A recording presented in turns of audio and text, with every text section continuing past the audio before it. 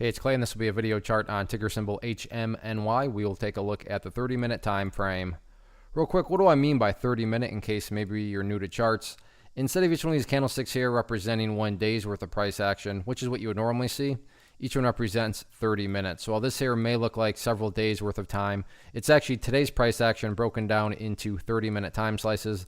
I like you this time frame. I think it's a good job of telling the quote-unquote story of the price, and then makes mapping out levels of support and resistance a bit easier to see. Not really much I can say, from the charting perspective, other than this thing's just a total piece of trash. And I don't say that in a mocking way. I just say it in the sense of there's really no other way to describe the price action.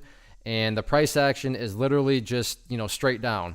And I've had plenty of people ask me, and this is one of the rare exceptions where there's not much that can be said other than it's clear that the company, insiders, financiers are just dumping shares. And until that resides and lets up a little bit, there's not much else that can be said other than, this thing is literally just a total piece of trash. I mean, if I'm trying to find one little bright spot here, at least the price has started to go sideways right there.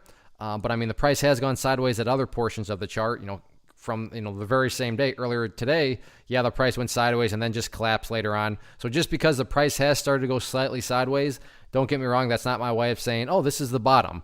Now, could it be some sort of bottom? Maybe, but these are definitely plays and setups where if you are not disciplined, if you don't have proper risk control, proper risk management, systems and protocol in place, then you should definitely stay far, far away. Now, if you have traded for a long time, and this is really the only reason why I continue to follow this one, then you know that, movements like this can create some very, very entertaining, very, very solid bounces. Ticker DRYS. If you go through that history, I mean, that chart got hammered and hammered and hammered, but you will notice that along the way of getting hammered and hammered, there were some good quality bounces. So that's really the only reason why I continue to watch this.